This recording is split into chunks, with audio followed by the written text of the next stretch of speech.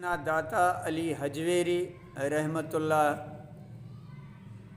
تصوف کے اعلیٰ مرتبے پر فائز عشق حقیقی سے سرشار فنا فی اللہ بزرگ تھے، اس لیے آپ کی گفتگو کے ہر پہلو میں رضائے الہی، مسلمانوں کی خیر خواہی اور عقائد و اعمال کی اصلاح سے متعلق مدنی پھول نظر آتے ہیں۔ ان میں سے چند اقوال ملاحظہ فرمائیں۔ نمبر 1، انسان کو تمام علوم کا جاننا ضروری نہیں، صرف اتنا علم حاصل کرنا لازمی ہے جسے شریعت مطہرہ نے ضروری قرار دیا ہے۔ نمبر 2، طالب علم کے لیے لازم ہے باعمل بننے کے لیے علم حاصل کرے۔ نمبر 3، طالب حق پر لازم ہے کہ عمل کرتے ہوئے یہ یقین کرے کہ اللہ عز و جل میرے عمل کو دیکھ رہا ہے، جیسا کہ اس کا یہ عقیدہ ہے کہ وہ ہماری ہر حرکت و سکون کو دیکھنے والا ہے۔ نمبر 4، لباس اولیاء کو دنیا کمانے کا ذریعہ بنانے والا اپنے لیے آفت مول لیتا ہے۔ نمبر 5، باطل پر رضامندی بھی باطل ہے، غصے کی حالت میں حق و صداقت کا چلا جانا بھی باطل ہے، اور کامل مومن کبھی بھی باطل اختیار نہیں کرتا۔ نمبر 6، آگ پر قدم رکھنا تو نفس گوارا کر سکتا ہے، لیکن علم پر عمل اس سے کئی گنا دشوار ہے۔ نمبر 7، جسے اللہ عز و جل پسند فرماتا ہے عوام اسے پسند نہیں کرتی، اور جسے اپنا وجود پسند آیا اللہ عز و جل اسے پسند نہیں کرتا۔ نمبر 8، برے لوگوں کی صحبت میں رہنے والا شرارت نفس کا شکار بن جاتا ہے۔ اگر بندے میں بھلائی اور نیکی ہو تو نیکوں کی صحبت میں رہنا پسند کرے گا۔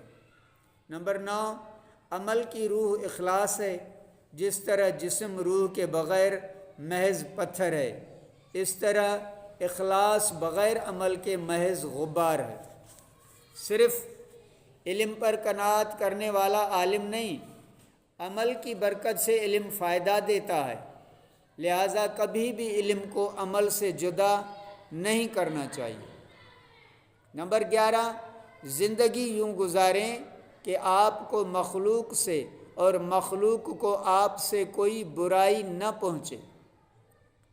نمبر 12، جو شخص فقہی معاملات میں محتاط نہ ہو، پرہیزگاری کے بغیر علم فقہ حاصل کرے اور رخصتوں اور تعویلوں کے پیچھے لگ کر شبہات میں پڑے، ائمہ کی تقلید چھوڑ کر خود مجتہد بن بیٹھے، تو ایسا شخص جلد ہی فسق میں مبتلا ہو جائے گا۔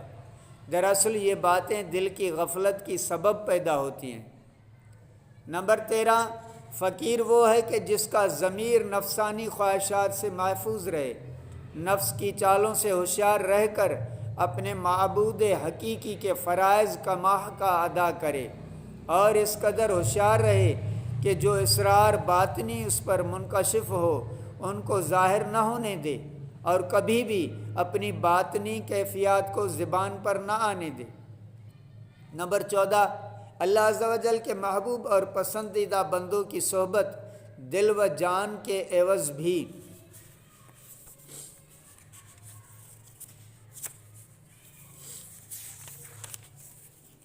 میسر ہو تب بھی سستی ہے، کیونکہ ان کا طریق عمل برگزیدہ اور تمام عالم سے علیحدہ ہے۔ ان کی برکت سے انسان مقاصد دارین حاصل کرتا ہے۔ نمبر 15، جب غافلوں پر کوئی مصیبت نازل ہوتی ہے تو وہ کہتے ہیں یہ مصیبت الحمدللہ عز و جل مال پر ٹل گئی، جان و تن اس آفت سے محفوظ رہے۔ جب کوئی آزمائش اللہ عز و جل کے پسندیدہ بندوں پر آتی ہے تو وہ یوں کہتے ہیں الحمدللہ تن پر ٹل گئی، دل اس سے محفوظ رہا۔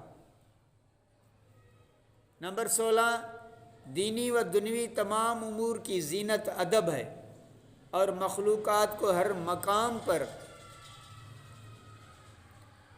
ادب کی ضرورت ہے، جس میں مروت و ادب نہیں اس میں مطابعت سنت نہیں ہو سکتی، اور جس میں مطابعت سنت نہ ہو وہ رعایت عزت نہیں کر سکتا۔